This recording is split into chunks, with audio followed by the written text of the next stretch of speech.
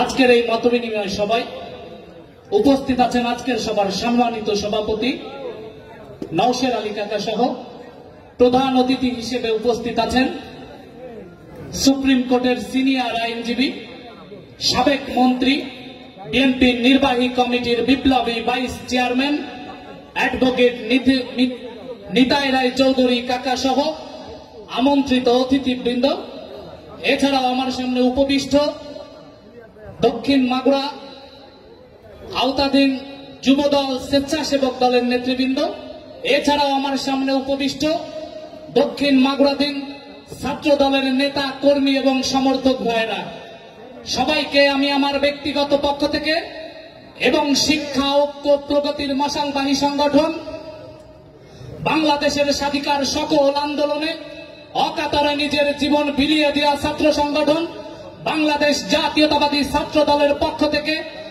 সংগ্রামী শুভেচ্ছা এবং বিপ্লবী অভিনন্দন। সংগ্রামী উপস্থিতি, দক্ষিণ মাগুরার মাটি, অ্যাডভোকেট নিতাই রায় চৌধুরীর ঘাঁটি।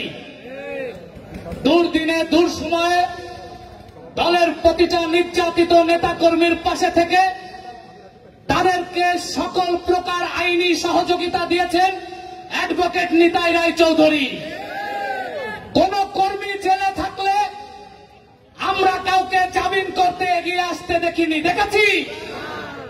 মাগুরা থেকে হাইকোর্ট পর্যন্ত সকল নেতাকর্মীর পাশে থেকে তাকে মুক্ত করার সর্বোচ্চ চেষ্টা করেছেন অ্যাডভোকেট নিতাই রায় চৌধুরী।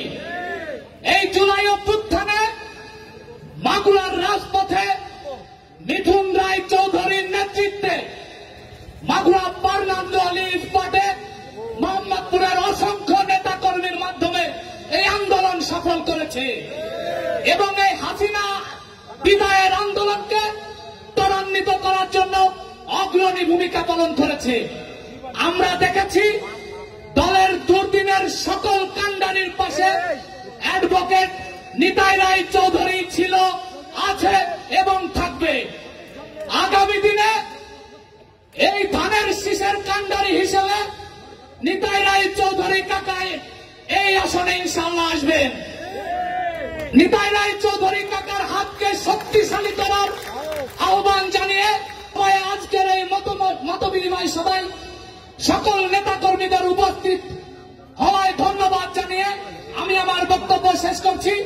বাংলাদেশ জিন্দাবাদ, বাংলাদেশ জাতীয়তাবাদী ছাত্র দল জিন্দাবাদ।